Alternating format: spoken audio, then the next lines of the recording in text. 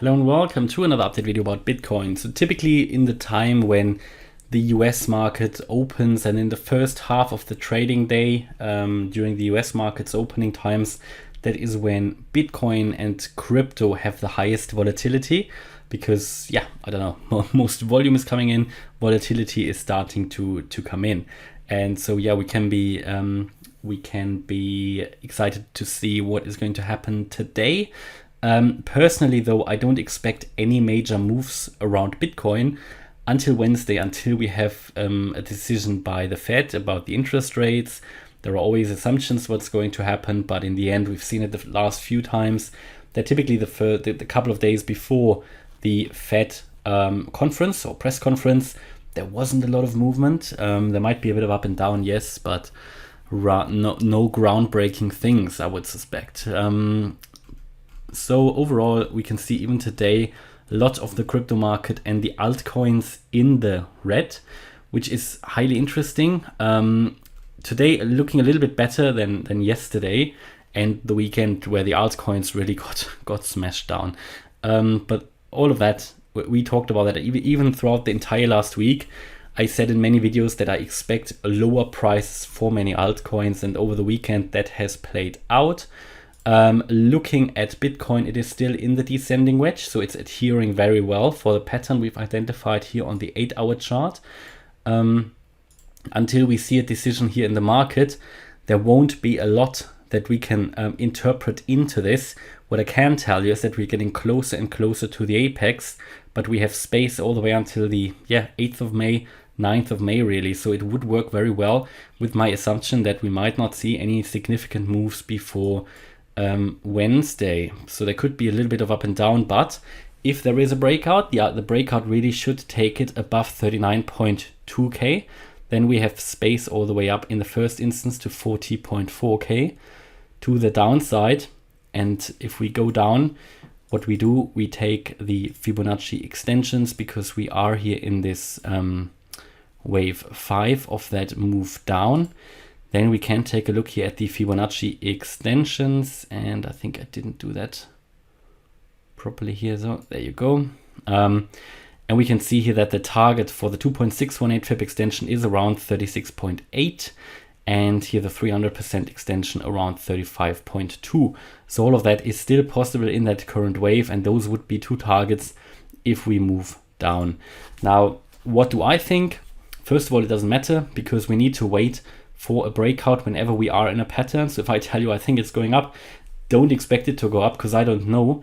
At some point I do expect this second wave up because this 5-wave move will complete a first wave down, in my opinion, and then a second move up should follow. That will take us into the region between roughly 42 to 46k. Yeah, it starts a little bit lower than 42, 41.6 to 46k. But we always need to wait for a breakout as a trader. Everything else would be speculation. So because I get a lot of questions recently in the comments about, do you really think that prices are really adhering to technical analysis in times of war and anything? And yes, absolutely.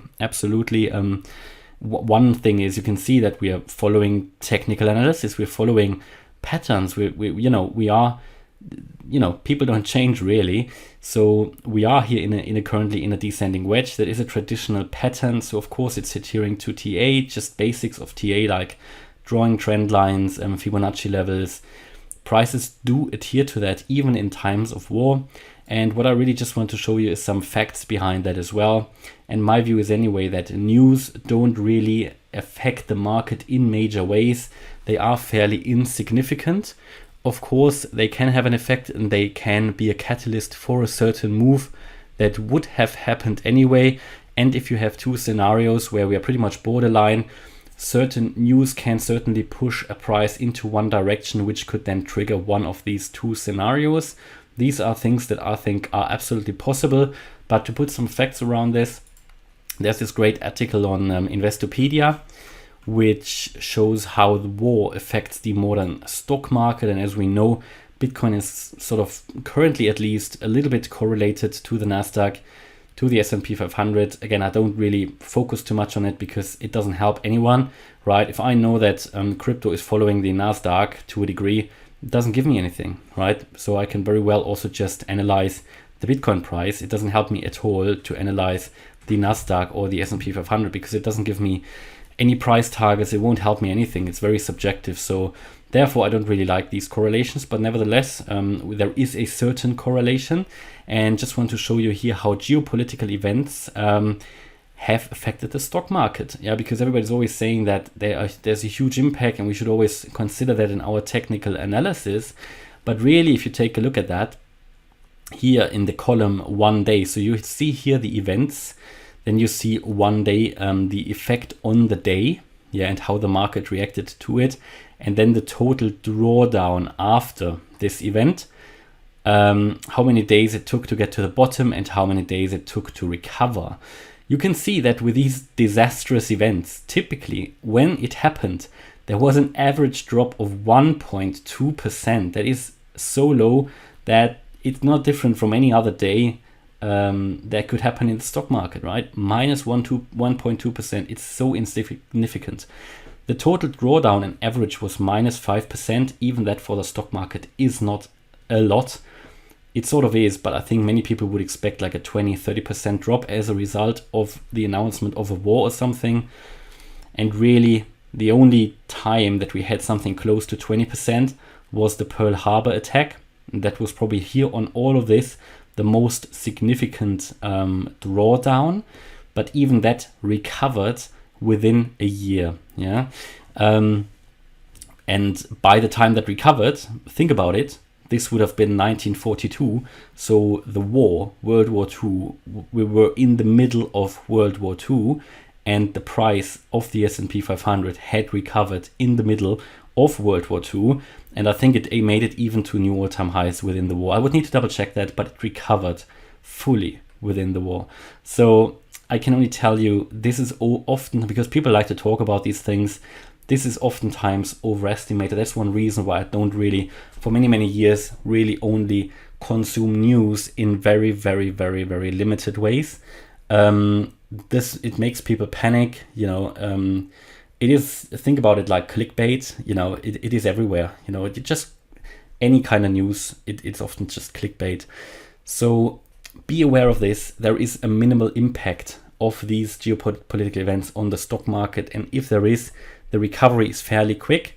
So the calendar days to recovery in average, it took only an average of 47 days for the stock market to recover after such an event like the announcement of a war. Let's just take a look at here, bombing of Syria.